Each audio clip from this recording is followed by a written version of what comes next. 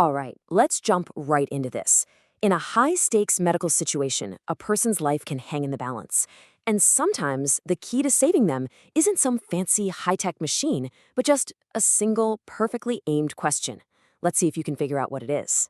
Okay, so put yourself in the clinician's shoes for a second.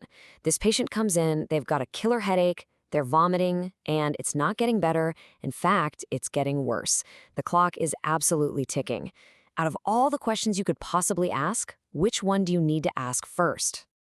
So, to figure out that one critical question, we first have to really understand the clues we're being given. You know, every single detail in a patient's story matters. And this story? Well, it's painting a very, very specific picture. Let's just break down this timeline. A headache. Okay, that's pretty common, but one that starts out severe, sticks around for a day and a half without letting up, and is actually worsening the whole time? That's not just a bad migraine. That's a huge alarm bell going off. For any doctor or nurse, that combination, a headache that's getting worse and worse, plus vomiting, is what we call a clinical red flag. It's a signal, a flashing light, that something serious might be going on inside the patient's head. It forces you to ask, what could be causing this kind of dangerous pressure? So, with that big red flag waving, we're right back to our main challenge. We've got to narrow down the possibilities, and we have to do it fast. So here are your options. Okay, 4 choices. Option A is about high blood pressure. B is about trauma, getting hit in the head. C kind of changes gears, asking about the stomach. And D is about family history. Look, all of these could be useful questions in different scenarios, but right now, with these specific red flags, only one of them is the key that unlocks the most immediate, life-threatening possibility. All right, let's get to the answer and see how this one question starts to build a diagnosis. Because asking the right question isn't just about gathering random information. It's about confirming, or just as importantly, ruling out, a very specific and very dangerous condition. And the single most important question you can ask is B. Have you experienced a recent head injury? This question cuts through all the other noise and points directly at the number one suspect for causing that kind of pressure inside the skull. And why is that question so critical? Because you're screening for something called a subdural hematoma. The best way to think about this is like a slow, hidden leak from a vein inside the skull. Because it's a slow leak, not some dramatic gush, the symptoms don't show up right away. They build up sneakily, insidiously, over hours or sometimes even days as that blood slowly starts to pool.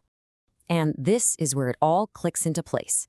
The classic signs of a subdural hematoma match our patient's symptoms perfectly.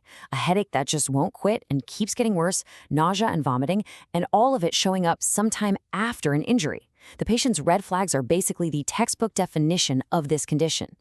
Okay, so now we know why asking about a head injury is the right move, but it's just as important to understand why the other questions were wrong, or, at least less of a priority. In an urgency, it's all about triage, a process of elimination. Let's just quickly run through the other options. Hypertension? Yeah, it's a general risk factor, good to know, but it's not the immediate time-critical problem. Abdominal pain? That points to a totally different part of the body. And family history of meningitis? Totally irrelevant, because meningitis isn't hereditary. So you see, the head injury question is the only one that's both relevant and urgent. So, what's the big takeaway here? It's really about understanding the thought process, that mental flowchart that takes you from a patient's symptoms to the right question, and then ultimately to the right action.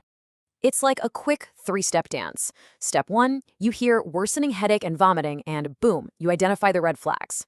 Step 2, your brain immediately jumps to the most dangerous possibility, increased pressure in the skull, probably a subdural hematoma. And that suspicion, step 3, leads you directly to the key question you need to ask to find out. Have you had any head trauma recently? And here's the crucial part. The injury could have happened a week ago. It could have been a minor bump on the head that the patient just brushed off, maybe even forgot about. And that's what makes this condition so sneaky, and why you have to be the one to specifically ask the question. And in the end, it all comes down to this. One question. Not a dozen tests, not some expensive scan right off the bat, but one smart, well-aimed question that gets the ball rolling and starts you down the path to the right diagnosis. It really makes you think, doesn't it? In our world of amazing high-tech medicine, it's a powerful reminder that sometimes the most important diagnostic tool we have is simply knowing what to ask.